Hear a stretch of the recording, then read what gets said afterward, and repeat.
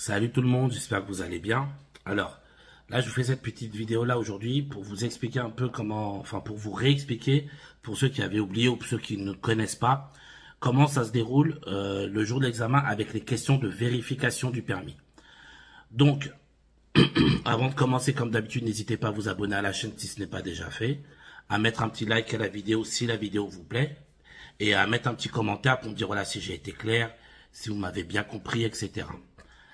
Alors, pour commencer, donc, les questions de vérification, le jour du permis de conduire, qu'est-ce que c'est? Donc, ce sont 3 questions de vérification que l'inspecteur va vous poser le jour d'examen.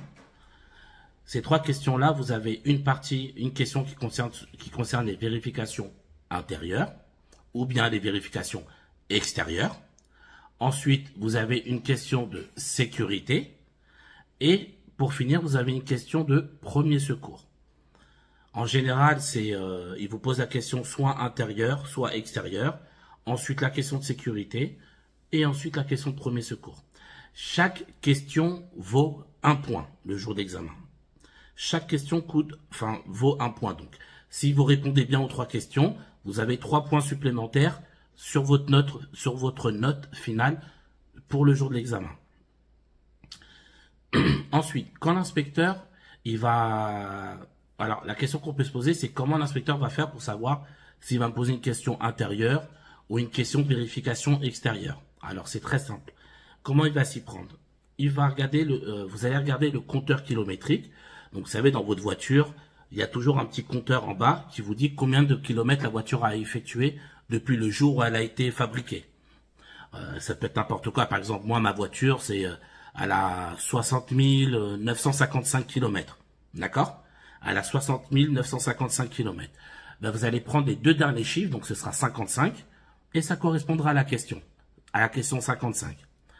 Ensuite, comment l'inspecteur sait, comme je vous disais, si c'est une question intérieure ou extérieure? C'est simple.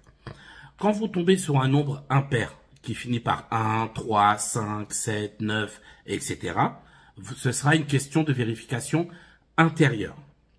Moi, ce que je dis aux élèves, je leur dis, pour être sûr, vous dites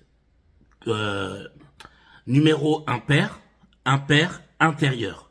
Donc, je tombe sur un nombre ou un chiffre impair, ça tombera sur une question de vérification intérieure.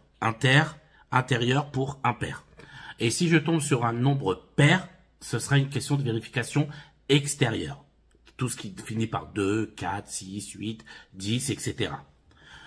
Donc voilà comment ça se passe. Donc l'inspecteur, à quel moment il vous pose les questions? La plupart du temps, il va vous faire votre manœuvre. Un exemple, vous allez faire votre créneau. Il va vous dire, voilà, effectuez un créneau. Une fois que vous avez fini le créneau, il va vous dire, donnez-moi les 2 derniers chiffres du compteur kilométrique. Vous allez regarder, vous allez lui dire, c'est 48. Il va vous dire, d'accord. Donc il va regarder soit sur son carton ou sur la tablette. Il va regarder la question 48. Déjà, 48, on sait que c'est un nombre pair. Donc, on sait que déjà, automatiquement, ça va tomber sur une question de vérification extérieure. Ce ne sera pas intérieur. Donc, il va vous dire, par exemple, montrer où s'effectue le remplissage du produit lave-glace. Voilà, une question de vérification extérieure. Vous allez lui montrer. À la suite, il vous posera la question de sécurité. Et pour finir, il vous posera la question de premier secours. Donc, la seule différence, c'est que vous tomberez sur une question de vérification intérieure, soit sur une question de vérification extérieure. Quoi qu'il arrive, les questions de sécurité et de premier secours, ça ne change rien, il n'y a pas de distinction. C'est juste que, en fonction du nombre qui soit impair pour les vérifications intérieures et pair pour les vérifications extérieures, ben là, vous tomberez, voilà, soit vous saurez, soit c'est intérieur, soit c'est extérieur. Donc, comme je vous disais, chacune des questions vaut 1 point. Donc, j'ai bon aux 3 questions, j'ai 3 points de plus. Si je réponds bien qu'à 2 questions, ben, j'aurai 2 points et ainsi de suite. C'est comme ça que ça fonctionne. Donc, ce que je veux vous dire par là, c'est que vous n'avez pas le choix. Vous êtes obligé de réviser tout parce que ce sera de l'aléatoire. Après, il y a des petites, dans les commentaires qu'on me donnait, il y a des petites astuces que certains élèves me donnaient. Mais bon, ça n'est pas quelque chose qui peut marcher à tous les coups. Je vous donne un exemple. Par exemple, avant de commencer l'examen, vous avez 1 heure de conduite avant. Donc vous savez que juste après votre heure de conduite, vous enchaînez le permis de conduire. Donc là, vous pourrez savoir à peu près sur quelle question ça va tomber. D'accord? Si par exemple votre voiture à ce moment-là, vous faites sur une heure, vous faites 15 km bah, vous saurez à peu près dans quelle tranche de questions vous allez tomber. Ça peut marcher, mais d'une, il faut déjà être sûr que vous tombiez, vous soyez en train de conduire avant. Et puis quoi qu'il arrive, même si ça tombe sur une petite tranche de questions, faut les connaître. Vous voyez ce que je veux dire? Donc moi je suis quelqu'un, en tout cas moi en tant que moniteur, après chacun de mes collègues, on a tous une manière différente de travailler.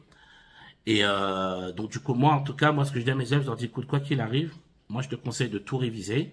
Comme ça tu n'as pas besoin de faire des calculs ou de paniquer pour telle ou telle question. Tu révises tout. À partir du moment où tu auras tout révisé, au moins tu es sûr et certain, peu importe la question qu'on va te poser, tu auras la bonne réponse. Certes, je vous l'accorde, c'est embêtant, hein, pour rester poli. C'est embêtant de devoir réviser parce que déjà on a déjà beaucoup à faire à gérer son stress. En plus, il faut s'embêter à réviser les questions du permis de conduire. Voilà, c'est embêtant, d'accord? Ça, j'en suis complètement conscient. Mais encore une fois, malheureusement, ce que je dis à mes élèves, je leur dis, moi, quoi qu'il arrive, je t'oblige en rien, mais t'as pas le choix. Si tu peux te permettre d'éviter d'avoir 3 points et de quand même avoir ton permis, tant mieux. Voilà, mais si on n'est pas sûr ou si on ne veut pas prendre de risques, le meilleur à faire, c'est de réviser. Moi, c'est ce que je dis toujours à mes élèves, réviser à fond. Moi, je vous ai fait sur cette même chaîne YouTube où vous regardez cette vidéo, je vous ai fait les questions de vérification sur plusieurs véhicules. Donc là, actuellement, au moment où je vous fais cette vidéo-là, donc là, on est le 4 janvier 2023, au moment où je vous fais cette vidéo-là, j'ai déjà fait les vérifications pour la Citroën C3. J'ai déjà fait des vérifications. Alors, quand je vous dis vérification, je vous parle intérieur, extérieur, sécurité et premier secours. J'ai déjà tout fait. Pour la C3, pour la Renault Clio 5, Citroën C3, Renault Clio 5 et Peugeot 208. Ce sont déjà les 3 véhicules les plus, entre guillemets, les plus utilisés en France en auto-école. Ensuite, là, je vais rajouter donc ma propre voiture à moi d'auto-école qui est une Ford Focus. Je vais rajouter la Volkswagen Polo. Je vais rajouter la Toyota Yaris. En tout cas, c'est prévu. Et je vais rajouter une voiture électrique qui est la Renault Zoé. Donc voilà, je vais les rajouter. Il faut juste que je trouve le temps de le faire parce que ça prend pas mal de temps. Et puis en plus, à chaque fois, il faut que je me débrouille avec des collègues en auto-école ou des amis qui me prêtent leur voiture pour que je puisse faire les vidéos. Donc c'est pas toujours évident, mais voilà, on va y arriver. Je vais vous mettre tout ça sur la chaîne, comme ça, moi, vous aurez, peu importe le véhicule que vous allez conduire en auto-école, vous pourrez réviser dessus. C'est le but, en tout cas. Donc voilà, moi, le meilleur conseil que je vous donne, n'hésitez pas à réviser. Comme je vous ai dit, j'ai fait toutes les vérifications sur ma chaîne YouTube. C'est embêtant, mais n'oubliez pas ces 3 points. Et surtout, beaucoup d'élèves obtiennent leur permis de conduire grâce aux questions. Ça, c'est extrêmement important, faut pas l'oublier. Beaucoup d'élèves obtiennent leur permis de conduire en ayant bon aux questions. Je vous donne un exemple. Vous avez un élève qui est extrêmement stressé. Un ou une élève, c'est pareil. Vous avez un élève qui est extrêmement stressé. Il conduit. Et sa conduite, elle n'est pas terrible. Pas de faute éliminatoire, mais pas terrible parce que la personne stresse énormément. Ce qu'il faut savoir, c'est que le jour de l'examen, il vous faut minimum 20 points sur 31 pour avoir le permis de conduire. L'élève, il a 19 points, parce que sa conduite, elle était, comme j'ai dit, elle n'était pas top. L'inspecteur juge qu'il lui faut 19 points. Sa conduite mérite 19 points. Donc là, à ce moment-là, il n'a pas le permis de conduire. On tombe sur les questions de vérification. Il a fait son travail, il a révisé, il a bon, même à une seule question, boum, il tombe à 20 points, il a le permis de conduire. Vous voyez ce que je veux dire? C'est pour ça que je vous dis c'est extrêmement important. N'hésitez pas à les réviser, ces 3 points. Et croyez-moi, ces 3 points-là ont sauvé beaucoup de permis de conduire. Vraiment beaucoup. Même des élèves à moi, je vous dis ça. Parce que j'ai vu de mes propres yeux. Je reçois le résultat d'un élève, 20 sur 31. Je lui dis, félicitations, t'as ton permis. Et je lui dis, viens, regarde. Tu vois là, t'as eu combien aux questions de vérification? T'as eu 1 point. Heureusement, t'avais révisé ça. Parce que si t'avais pas eu ce point-là, t'avais 19, tu repassais ton permis. Bêtement. D'accord? Donc c'est très important. N'hésitez pas. N'hésitez pas à bien réviser vos questions de vérification. Ce qu'il faut savoir, les questions de vérification du permis de conduire ne sont absolument pas éliminatoires. Vous pouvez très bien obtenir votre permis de conduire en ayant 0 aux questions. Ça m'est déjà arrivé avec des élèves. Ils ont rien révisé, mais comme leur conduite, elle était exceptionnelle, elle était bien, elle était propre, sécuritaire, ils ont eu leur permis de conduire sans avoir besoin d'avoir les 3 points de vérification. Donc c'est faisable. Les questions de vérification ne sont pas du tout éliminatoires. On vous conseille fortement de les réviser, c'est 3 points faciles à prendre, mais ce n'est pas éliminatoire. Et pour finir, un dernier petit conseil que je vous donne, c'est un inspecteur directement, c'est même plusieurs inspecteurs qui me l'ont dit directement. Ils m'ont dit que dans la voiture de l'examinateur, enfin, dans votre voiture d'auto-école, pardon, avec laquelle vous allez passer le permis de conduire, vérifiez bien que ces choses-là soient bien présentes dans le véhicule. Je vais vous les citer. Donc les six choses nécessaires et indispensables que vous devez avoir dans la voiture, qui doivent être présentes. C'est le triangle de présignalisation, le gilet jaune, la carte verte ou la carte d'assurance, le certificat d'immatriculation ou bien la carte grise, le constat amiable et l'alcotest. Ayez ces 6 objets-là dans votre véhicule. Pourquoi je vous dis ça? Parce que le jour de l'examen, comme je parlais avec des inspecteurs, et ils m'ont dit, c'est possible. Ils n'ont pas dit que c'était obligatoire. D'accord? C'est très important. J'insiste bien pour que ce soit vraiment clair.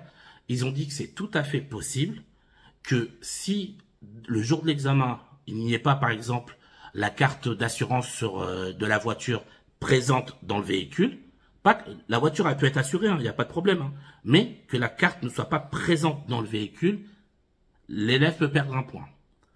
C'est pas, entre guillemets, c'est pas juste, je vous l'accorde, mais c'est comme ça. Donc du coup, c'est pour ça que je prends le temps de bien vous l'expliquer. Faites super attention à ça. Pensez à bien vérifier si tous ces objets-là sont dans le véhicule. C'est simple, vous allez voir votre moniteur, vous lui dites, écoute, j'ai besoin que tous ces éléments-là soient présents dans le véhicule pour le jour de l'examen. Je ne veux pas perdre de points au cas où. D'accord? Donc, pensez à bien vérifier, parce qu'après, ça peut arriver. Je sais que des fois, dans des grosses auto-écoles, le moniteur n'a pas forcément tout le temps la même voiture. Et donc, du coup, ce jour-là, il change de voiture et il n'y a pas ça dans la voiture. Ça peut arriver, c'est des choses qui arrivent. C'est pas forcément la faute à quelqu'un, mais ça peut arriver. Donc, juste, pensez-vous en tant qu'élève, d'aller voir peut-être une semaine avant l'auto-école, leur dire, voilà, s'il vous plaît, pensez à mettre dites-moi sur quelle voiture exactement je vais tomber, et s'il vous plaît, pensez à mettre toutes ces choses dans le véhicule, qu'il faut qu'elles soient présentes pour le jour J, comme ça, moi, je suis sûr de ne pas me faire pénaliser au cas où. Je vous ai dit, les inspecteurs n'ont pas dit que c'était obligatoire qu'on vous retire un point. Ils ont dit que c'est possible.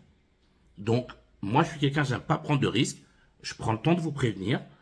Et comme ça, moi, vous faites le nécessaire. Enfin, vous faites le nécessaire. En tout cas, vous faites l'effort d'aller voir votre auto-école. Leur dire tout simplement, pensez à mettre ces objets-là en avance dans la voiture pour le jour J, s'il vous plaît. Voilà. Comme ça, moi, c'est fait. Vous êtes tranquille, vous révisez et votre examen se passe dans les meilleures conditions possibles. Donc voilà, c'est tout pour moi, les amis. J'espère avoir été clair avec vous. Moi, je vous dis bon courage à tous. Et puis, prenez soin de vous.